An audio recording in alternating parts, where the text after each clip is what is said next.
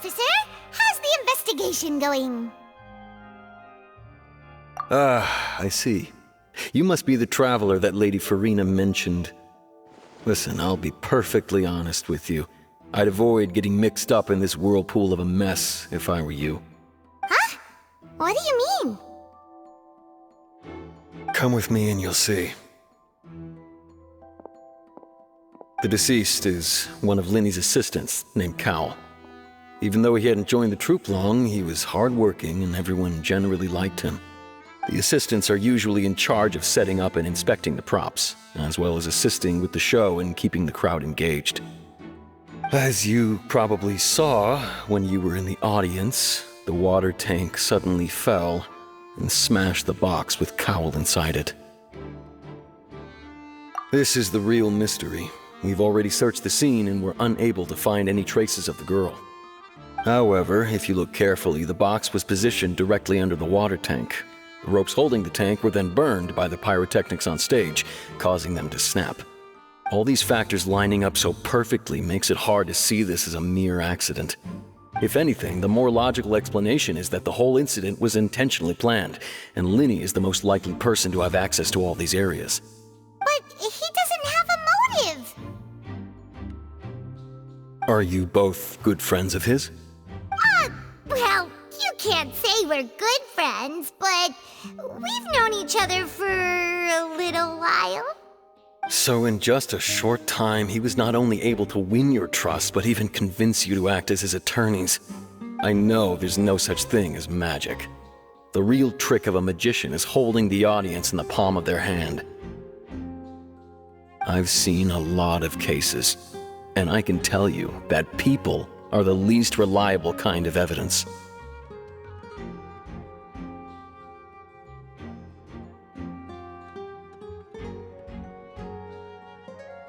Sorry, I tend to be pretty straightforward.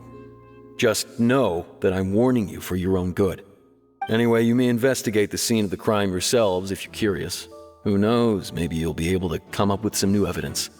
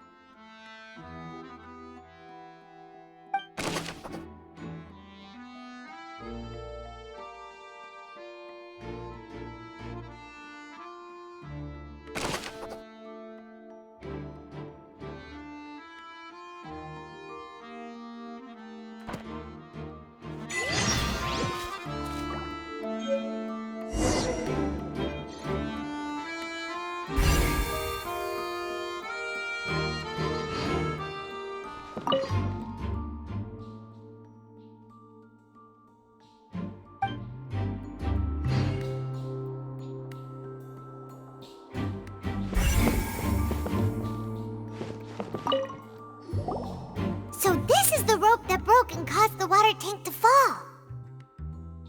The rope looks pretty durable. How can it be burned through so quickly by fireworks?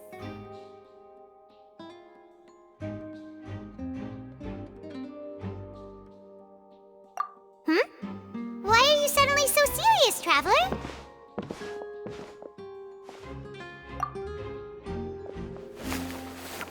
Whoa! Look! This bit is made from different material!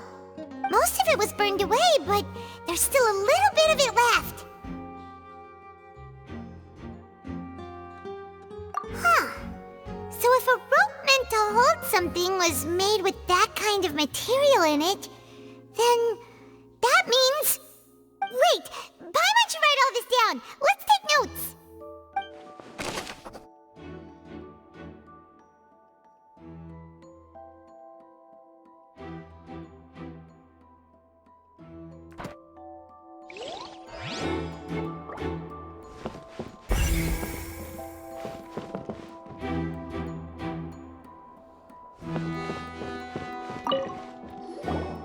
Hello there!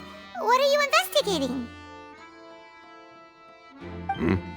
Oh, this location has also been cordoned off because the Magic Troop members are currently considered prime suspects. The investigation team is still collecting evidence. The seats were all booked in advance, so we were able to deduce the missing woman's identity by checking the guest list.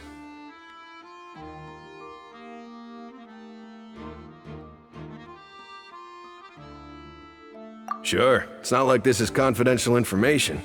We will publish it later anyway when we petition the public to help us find the missing person. Her name is Halsey. She's a painter from Fontaine who's made a bit of a name for herself. Apparently, she wasn't a regular at the Opera House, but she'd been feeling some pressure with her work lately, which made her decide to come see the magic show. The Magic Troop members all claim not to know her. We have looked into her social connections. It seems that she has no personal grievances or conflicts of interest with the suspects. Simply put, she wasn't related to the Magic Troop at all, which matches the features of the previous serial disappearances. Were the victims of previous cases also chosen at random? That's how it seems to us, in any case.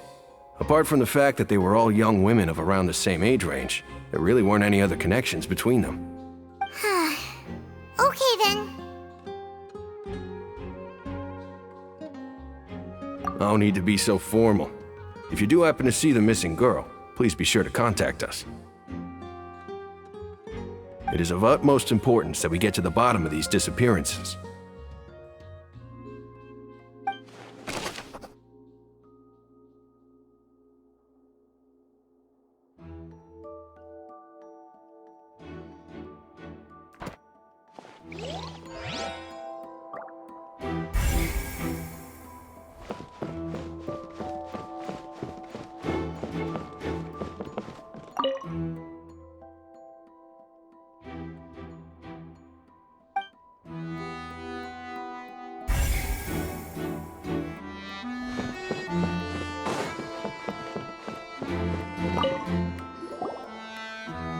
The investigation team has some new findings. Turns out there's an issue with the random number selector after all. See, I told you. What if the machine picked some big guy's seat? You think the murderer would have still made his move then? Sorry to interrupt, but we're helping Linny and Lynette with their side of the investigation. What were you saying about the number selector? There's something wrong with it? You're trying to help them? That'll be a tall order. Linny used the machine to pick a random member of the audience during his performance, right? The lucky girl that later disappeared. Well, we thought there might be a serious problem with the machine, so we had it taken away for further inspection. It turns out that the seat number it picked wasn't random at all. The machine picks that same number every time. I'm sure you already know that you have to make a reservation in advance to get a seat, regardless of whether it's a trial or some performance. In other words, Linny knew who would be sitting where from the very beginning. That much checks out. Linny reserved our seats for us too. Bet you see why I was saying it'd be tough to make a case for Linny. Even though it's bad for Linny's case, Paimon had better write it down.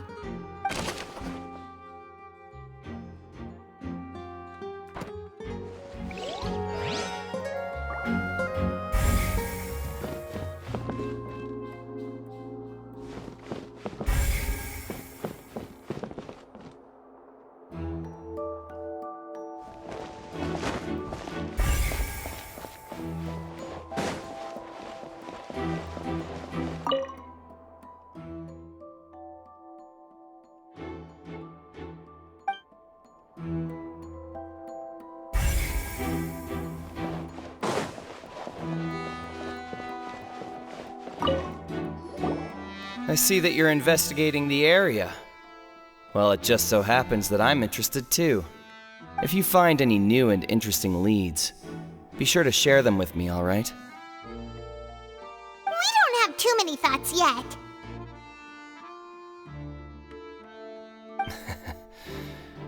Then why don't I tell you my hypothesis first? The way I see it. And I'll start it with that loud thud. The thud? Oh, you mean the sound that happened during the countdown? Yes, exactly. It wasn't terribly loud, but I suspect that most people heard it. It's just that everyone was awaiting the results of Linny's trick with bated breath, so no one paid it much mind. But now that the incident has happened, the thud has become an important clue. That makes sense. So, what do you make of it? I'm of the opinion that it may have been the sound of Linny's accomplice, Lynette perhaps, jumping atop the water tank or something like that. And when the pyrotechnics went off, she cut the rope, sending the water tank crashing down. But wasn't the noise we heard too loud for that? Perhaps the balance wasn't right, leading to a particularly rough landing.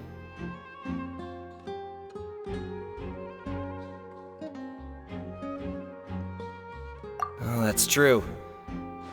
I suppose I must reconsider. That does remind Paimon, though. What was with that sound?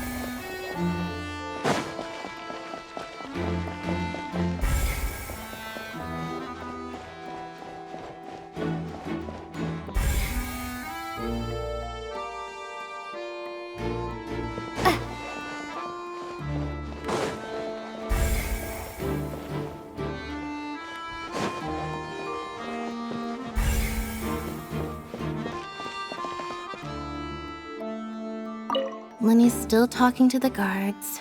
It seems he'll have a lot of explaining to do. I think someone will be assigned to monitor us later, but that's alright.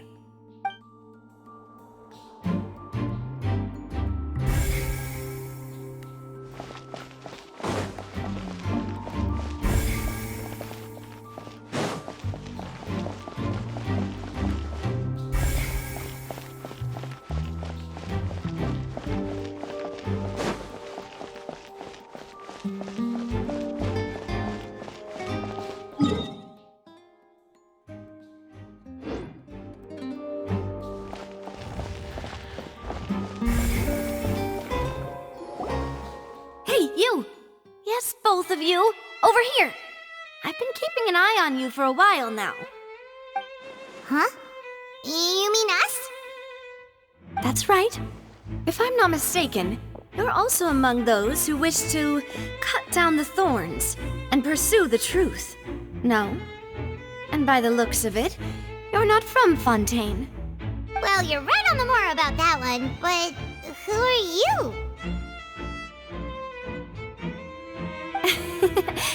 Have you never heard of the Spina di Rosula? From mediating disputes and providing protection to solving conundrums, you name it, Spina di Rosula does it. And I, Navia, have the honor of being its renowned president. Though those who play by our rules call me boss. I'm Silver, her attendant. Pleased to meet you. And I'm Melus. Demoiselle's various daily needs and affairs are under my purview. Huh? Boss? Demoiselle? What gives with the names? Well, I am the second generation president. Melus and the others are still used to my previous title. My apologies, Demoiselle. Should you prefer, boss, I will endeavor to use that instead. No need. You don't have to call me boss. Just Navia is fine. Okay, if you say so. Not that we're members of Spina di Rosula anyway. All merely trifling details. Never mind. Now, back to the situation at hand. That's right. I've always kept an eye on the serial disappearance cases. My interest stems from a matter back from my father's time. Judging from the look of things, I find Linny an unlikely mastermind. Really? We think so too! That's why we're looking for clues now! But how did you come to that conclusion? Intuition, naturally. My unparalleled intuition. Noirceur was quick to point the finger at Lyney without any decisive evidence whatsoever, wasn't she?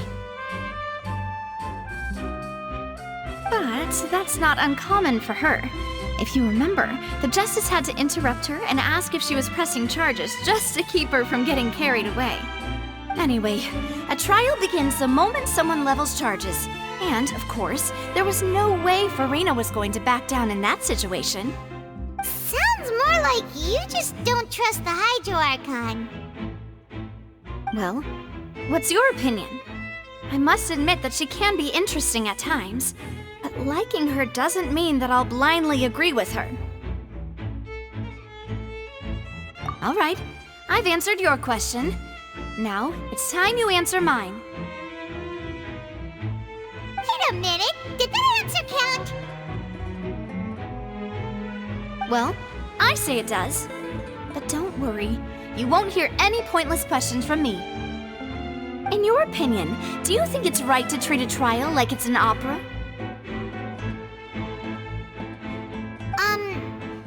Well? And why would that be?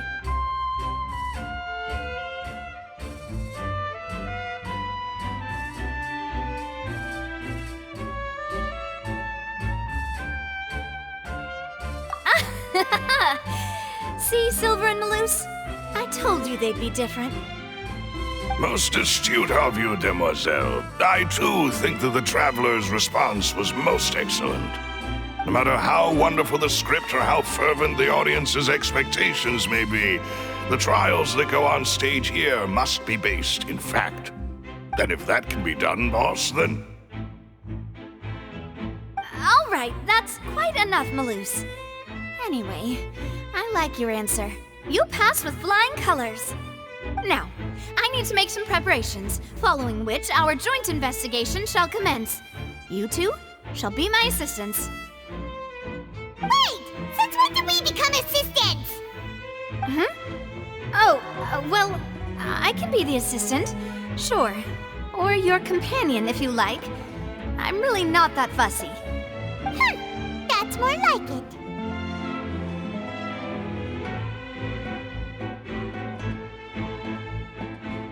Far be it from me to brag, but I believe that Demoiselle's intuition will be instrumental in uncovering the truth. You wish to save a friend from false accusations, and we wish to unravel the disappearances. In this sense, our goals are aligned. You have a point. You're quite the talker, aren't you, mister? And what about you over there? What do you think? You seem like you've got something on your mind. I have nothing to add. Oh, alrighty then. We'll be making some preparations first. Just be sure to let us know if they start revealing Lyney's tricks. Thanks!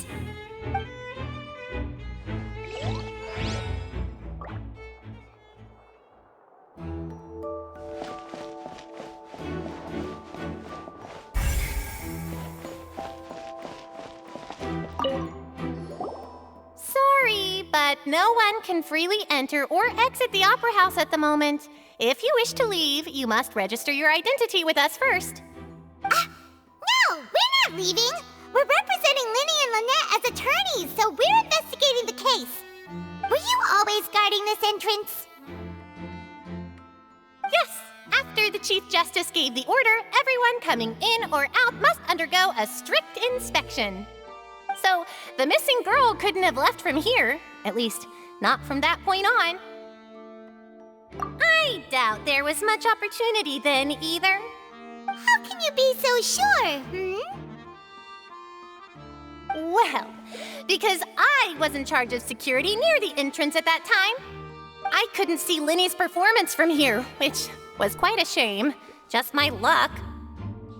But still, I did not abandon my post, and I stayed put no matter how loud the applause was.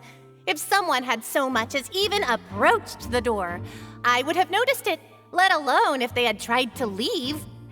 We Melusines are good at that sort of thing, you know. So, it's safe to say the girl couldn't have left through here. Alright, thank you for your help. This'll be useful info.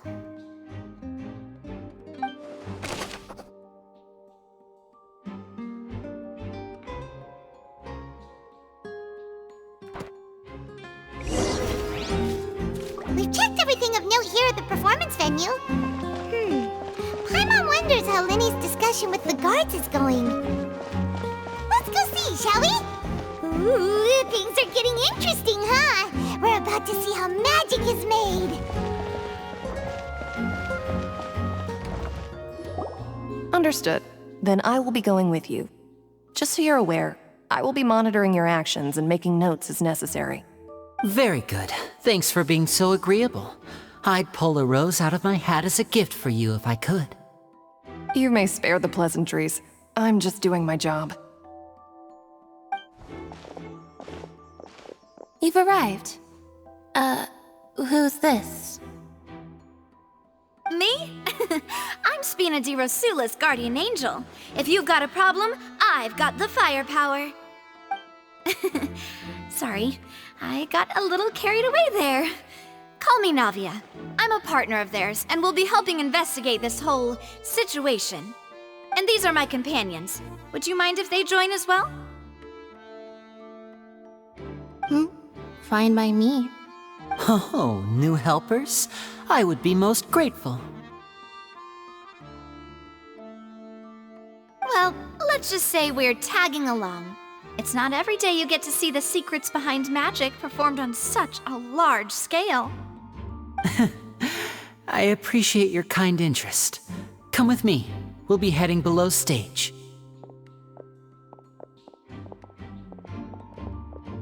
Huh? Below stage? Yes, a world of secrets is hidden beneath this magic box, prepared specifically for this switcheroo trick. But before I reveal everything, you should have a look first. Notice anything strange here?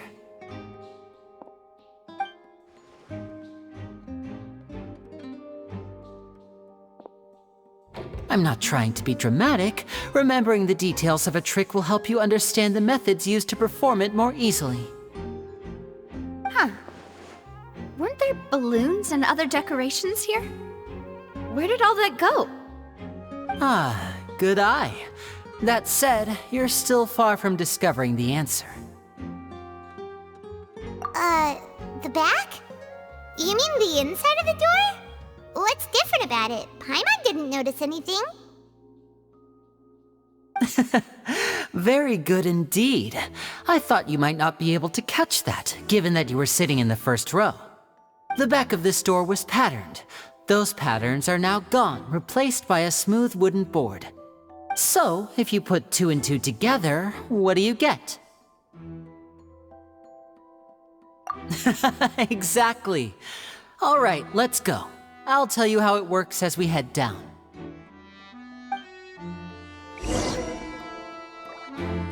Oh, so there was a passageway under the magic box!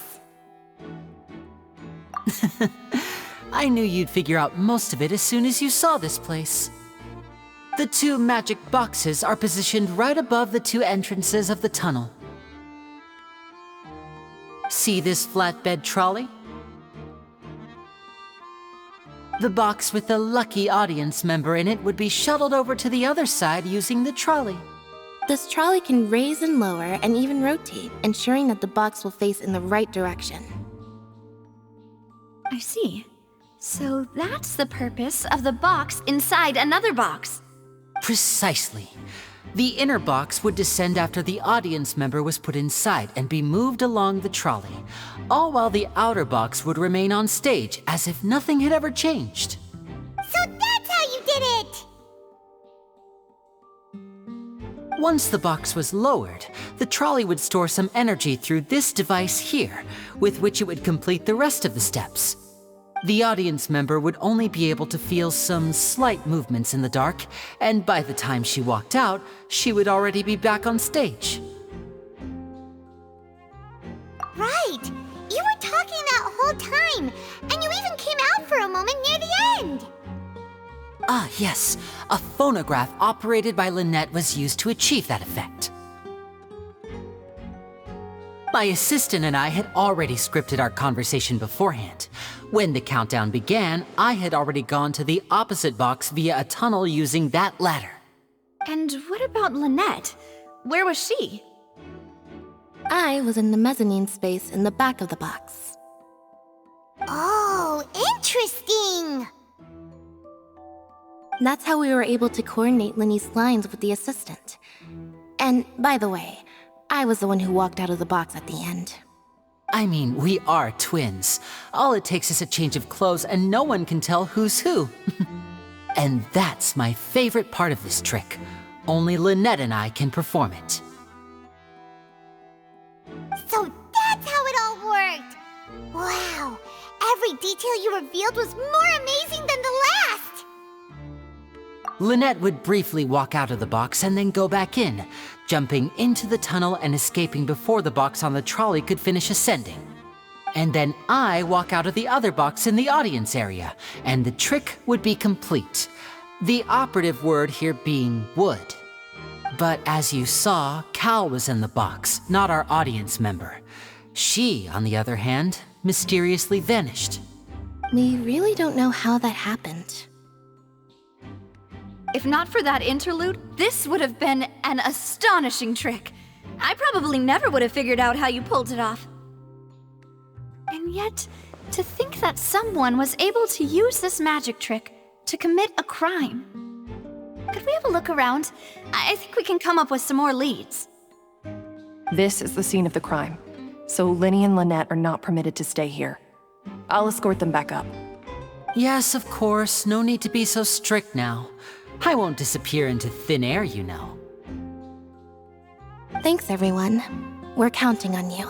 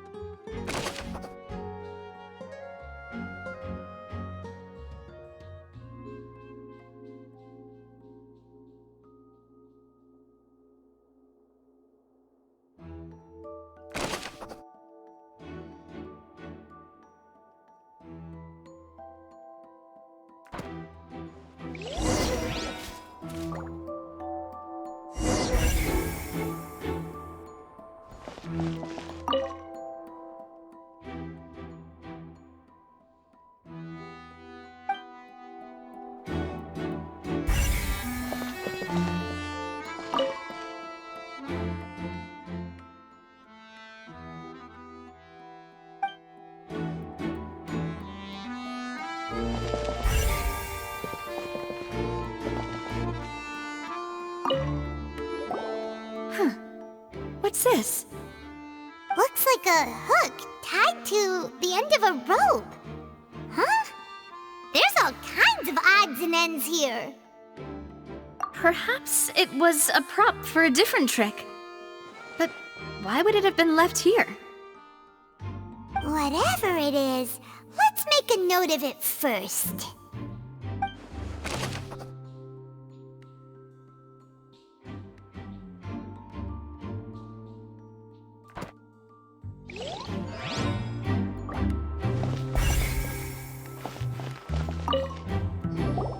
The floor is wet. Please be careful not to slip. Speaking of which, why would there be water here? Oh, Paimon knows! It's one of those tricks where you pour water into a jug and then flip the jug over only for the water to disappear. And here's a broken vase. Huh. Did the trolley knock it down while moving? That can't be. The trolley moves along tracks from start to finish. It couldn't have hit the vase at this distance. Let's note this down too and think about it later.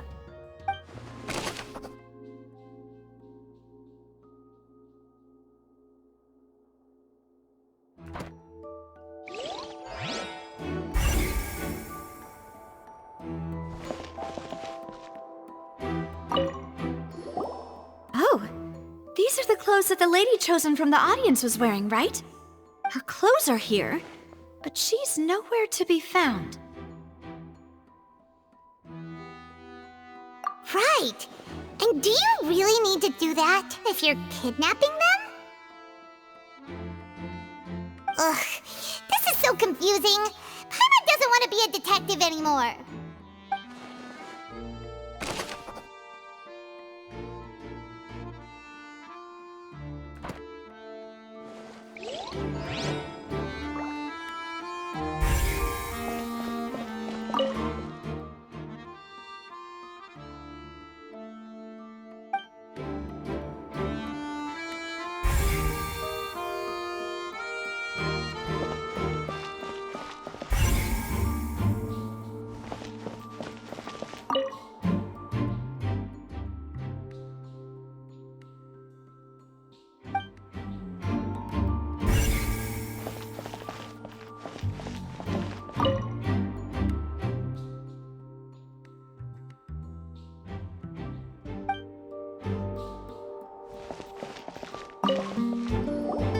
What is this place? It seems someone could fit through here. Could this have been the suspect's escape route? Alone, perhaps. But if they had to pull another person with them, the space would be too narrow. But there are no other ways in or out of here.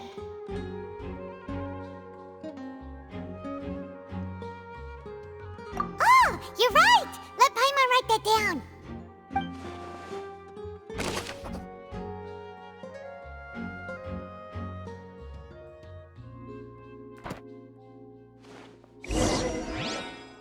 Seems we're just about done investigating down here. Yes. Let's head back up.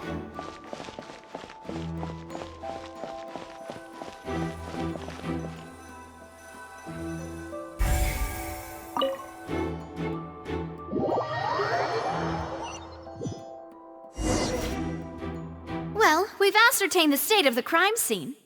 Let's find a place to sort out our findings once Malus returns. Seems to me that there are several things that don't add up here. Apologies for the wait, demoiselle. So, what did the guards say? Did the criminal escape through the vent?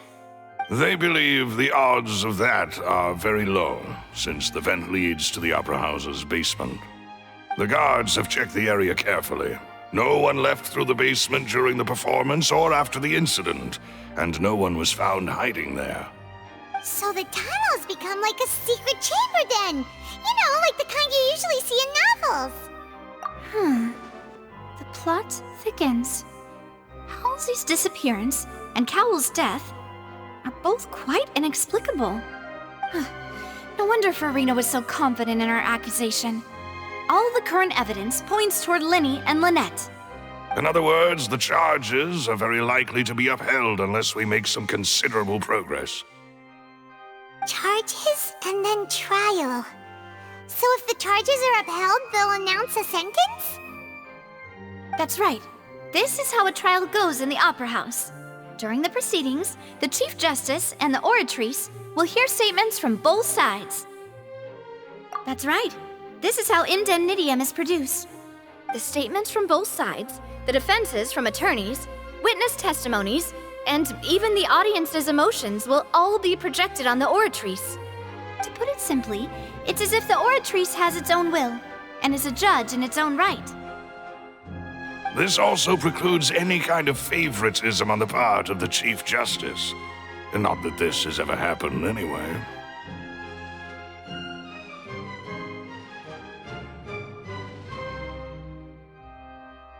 Once both sides have finished speaking, the Chief Justice will make his final decision. This, too, will be used by the Oratrice as a reference. Then, finally, the Oratrice will be consulted by officials. The result it returns is the will of justice itself. Huh? So that machine is the one that actually decides? Paimon thought Neuvillette called the shots. In practice, there is very little difference. Both have always come to the same judgment, which is why people have great faith in the Chief Justice.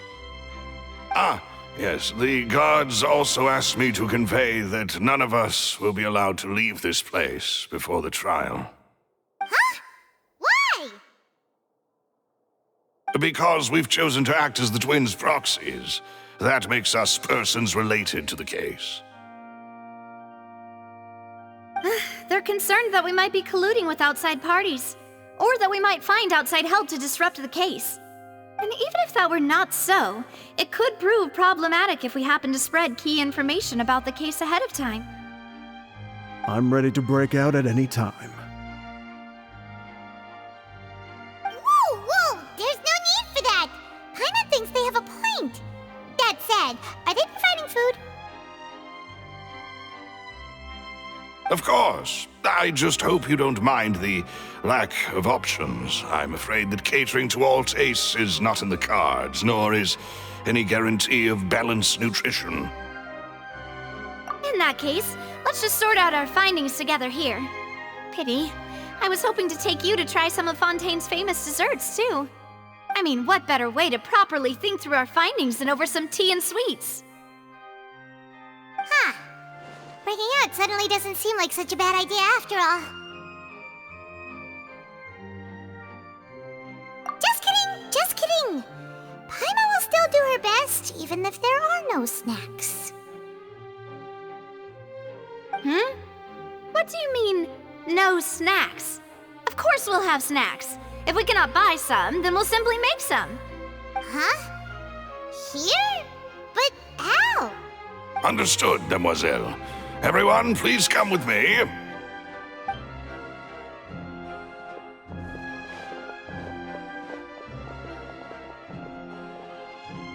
Wait, you're carrying a portable stove with you?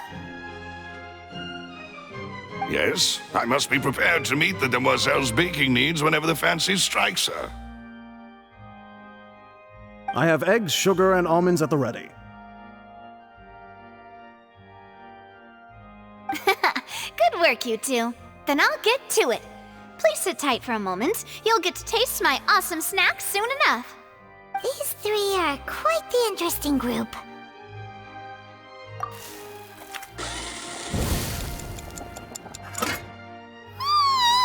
And Paimon thought it smelled good while it was still in the oven! Oh, it's even better now. Paimon can't stop drooling. From the way you had these two guys carrying all that stuff around, Paimon thought you'd have them do more during the baking process. But you ended up doing the entire thing by yourself! Beating the egg whites, grinding almonds, everything! I was applauding. And I was giving encouraging smiles. Paimon was just thinking, aren't you worried about getting your fancy dress dirty beating egg whites and baking like this? Well, I don't think it's carved in stone anywhere that fancy ladies can only read books, sip tea, ride horses, and play the piano. I just really enjoy making snacks. Don't underestimate beating egg whites, by the way. It's a real arm workout. You also need to beat them to just the right consistency, or your macarons will crack. Anyway, give these a try, fresh out of the oven. There's 3 for each of us. Only 3? Well, eating too many sweet treats might send all that sugar to your head. You wouldn't be able to think clearly about the case on a sugar rush, would you? Tea is ready to be served as well. This is Demoiselle's favorite, strong black tea with a floral fragrance that clears the mind and lifts the spirit. No need for concern, I'm merely doing as I should.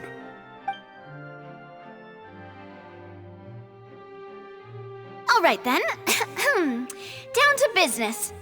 As Paimon mentioned previously, the tunnel seems to be something of a secret chamber. However, we can assume that Linny and Lynette were not alone within it. Some criminal also occupied its sealed confines. The magician twins could have committed the crimes, of course, but they lack any logical motive. Exactly! Why would they do such a thing right when everyone was watching?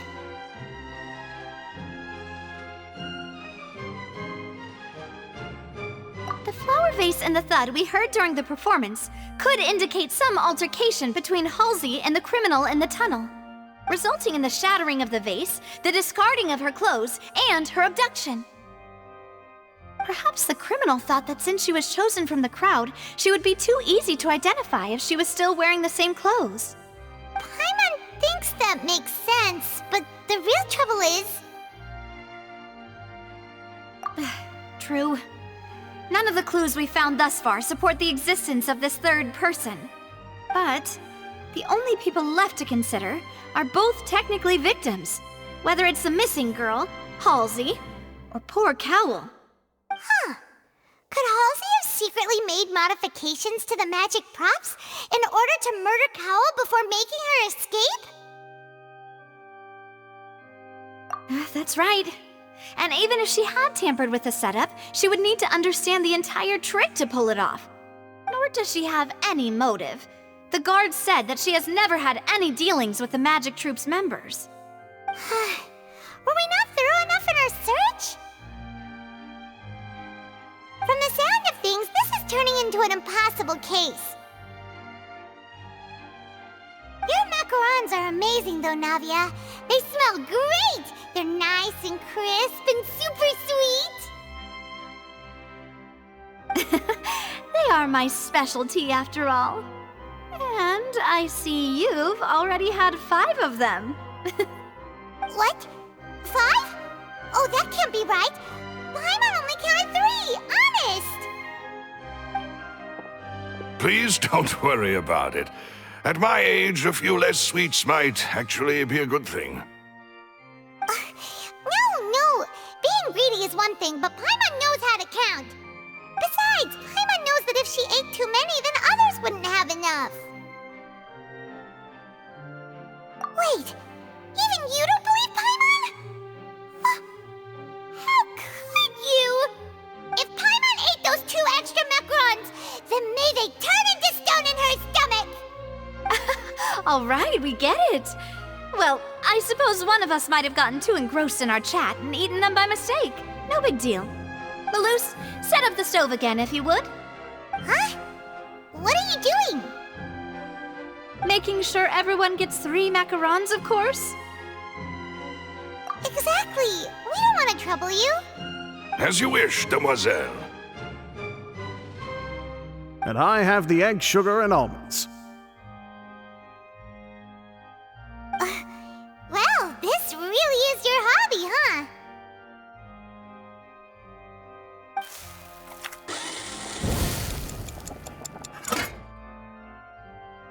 Well, that's it for snack time.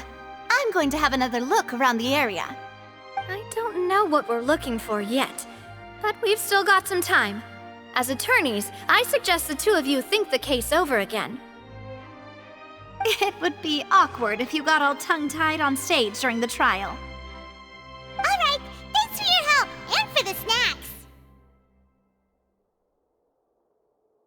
It was nothing.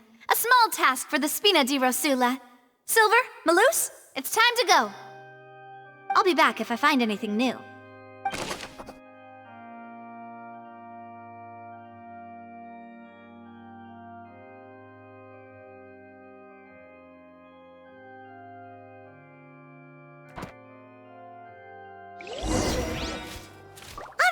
It's time to put our heads together.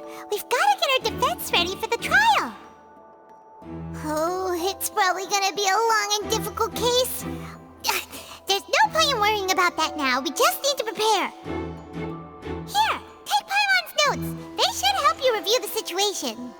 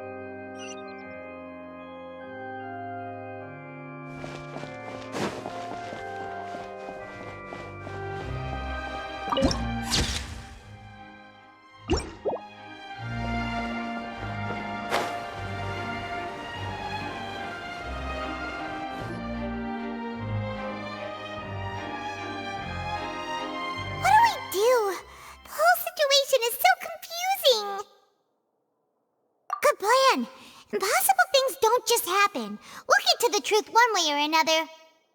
Just relax. Even if everyone else suspects Lenny and Lynette, at least we will be supporting them from the stands. Besides, I doubt Farina understands any more about what happened than we do. Thanks, Navia. Well, we'll be going then. Best of luck to you.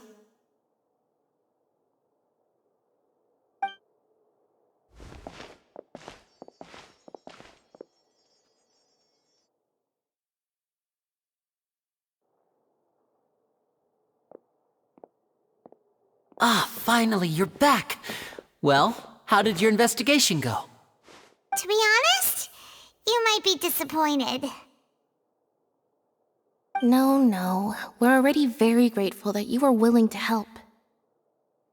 Well now, don't you all look disappointed. Don't tell me that your investigation came up empty-handed. That was to be expected, of course. The guilty can never produce proof of their innocence. But don't let that stop you. I shall be terribly disappointed should you, my most anticipated foe, concede so easily. Since both parties are present, I declare that the trial regarding the magic show incident is now in session. Firstly, in order for the audience to understand the causes and results of the incident, could we please have Mr. Linney explain the trick? Yes, of course. I will explain while Lynette demonstrates on stage. All the necessary items have been prepared.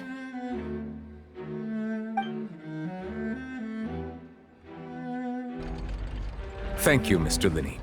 In that case, I take your statement to be that you ran to and remained hidden within the magic box in the audience stands once the trick began, and thus could not have committed the crime. Is this correct? Yes, that's correct, Your Honor. In that case, I call upon the prosecution. Lady Farina, do you wish to refute his statement in any way? Why, of course I do. Allow me to take the first shot and break this case wide open. Mr. Linney is clearly lying.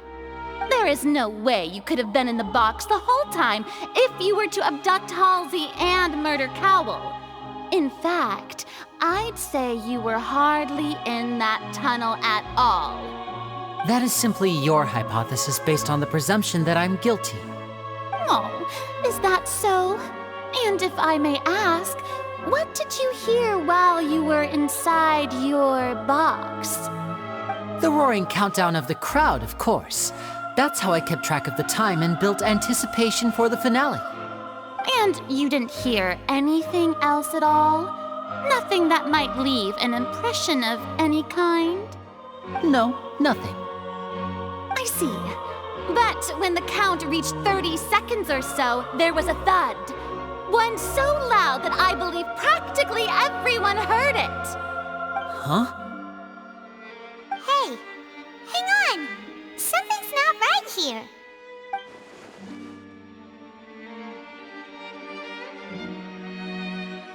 Yeah, I'm sure he could have heard a noise that loud from inside the box. I was right by the box and I definitely heard the thud. Look at those scales. Could those mean... Well then, ladies and gentlemen, allow me to use the words of the magician himself. You never know what can happen in the blink of an eye. Indeed, it seems his alibi can also collapse in the blink of an eye. Of course, I have armed myself to do far more than smash your alibi. Confidence cannot go unfounded, and my foundations are rock solid. Tell me, aren't you and Lynette actually from the House of the Hearth? The House of the Hearth?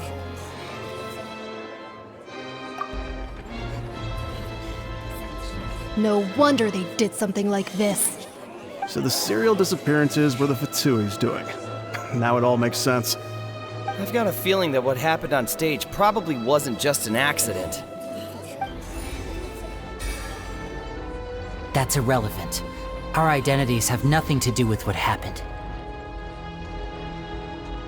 Indeed. Then perhaps you could tell us everything that happened during that 1 minute.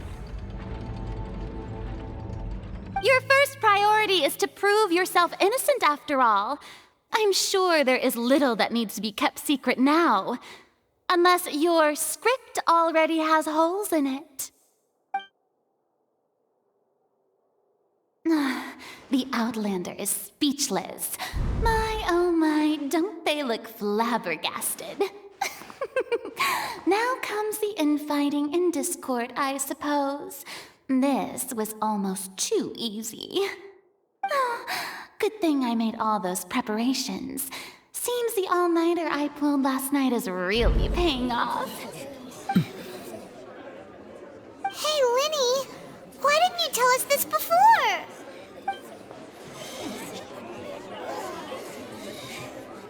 Order! Order! Mr. Linney, allow me to re-establish the facts. Lady Farina has raised 2 points. First, when the thud was heard in the Opera House, you were neither in the box nor the tunnel. Second, you and Ms. Lynette are both members of the House of the Hearth. Are these claims true?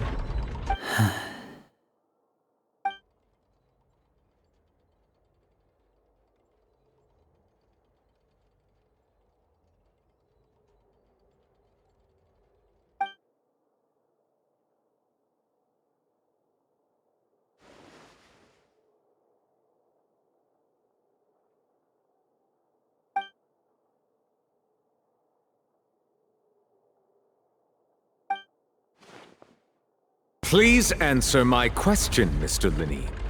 I'm sorry. Yes, they're true, Your Honor.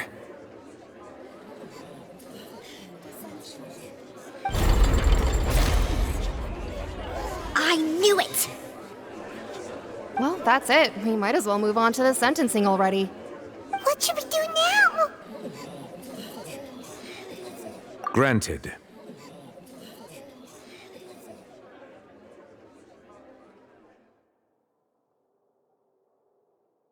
In that case, what is your request? Is that really necessary? They're already as good as guilty. The defendant deceived their own attorneys. What is there left to discuss? Order! Order, I say! Your request is reasonable, and we shall adjourn. This trial will reconvene in 1 hour. So you would stick to Mr. Linney's defense even after knowing what you do now? You certainly have more professionalism than I thought. In that case, my dear audience, let's allow the joy of victory to steep for a little while longer.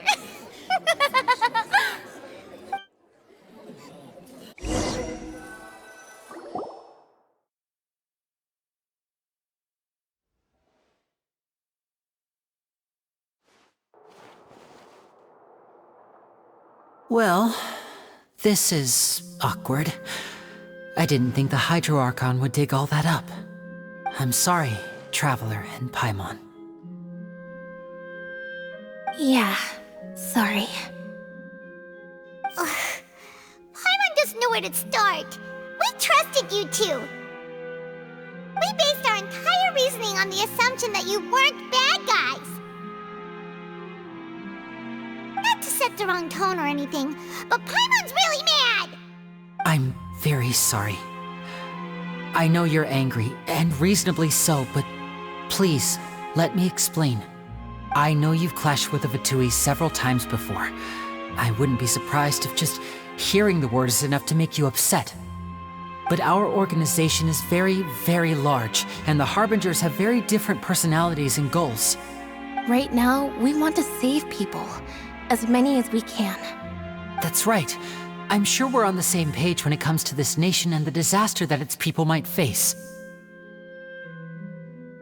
I knew if it weren't for our respective identities, we could become good friends. That's why I didn't wish to flat out lie to you, but chose to hide some details instead. The truth is very important, but being completely transparent about everything would see us spending more effort than we need to. Right. So, you be the judge. Heck, if I were you, I fear that I'd even struggle to trust me at this point. You met a Fatus who works as a magician, a trickster by trade. All by coincidence, too. But still, I'm asking you to trust me. I am no criminal. At least, not in this case. Sorry. Please forgive us. Well, you both say that, but...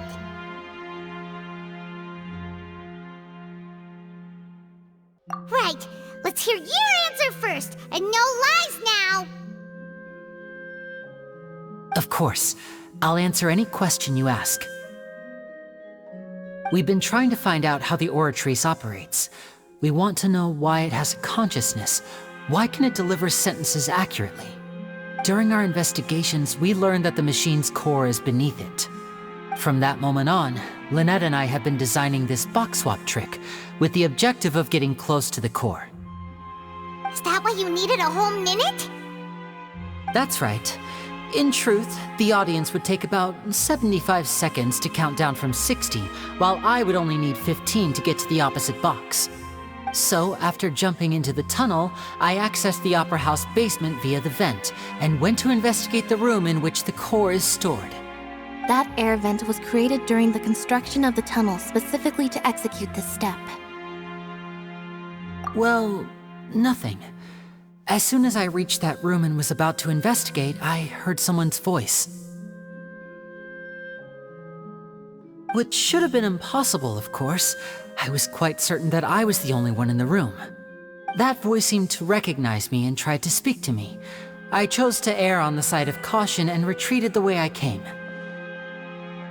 On the way back, I saw the broken vase and the clothes on the ground, but the countdown was almost finished, so there wasn't time to give it any thought. After that, the homicide occurred just as you saw. Well, that explains why you didn't hear the thud. Because of that prophecy I told you about, of course. We must know all we can about this nation's secrets in order to deal with that prophesized crisis. That's the only way we can save everyone. So, there you have it. The whole truth. I swear, I didn't hide anything from you this time. It was never my wish to proceed under this cloud of mistrust either. But like I said earlier, you can be the judge. If you want to leave because you don't trust the Fatui, there's nothing I can do to stop you. Well, Traveler, you decide. Paimon will follow your lead however you choose.